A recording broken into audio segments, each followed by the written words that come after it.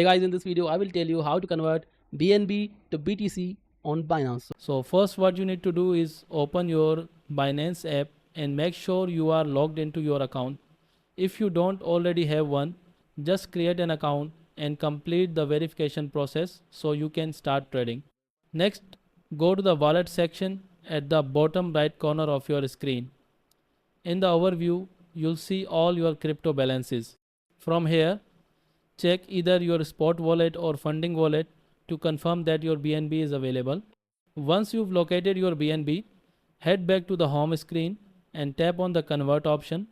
Now in the convert window, select BNB as the coin you want to swap and Bitcoin as the coin you want to receive. After that, type in the amount of BNB you want to convert and then tap on preview conversion. This will show you exactly how much Bitcoin you'll receive.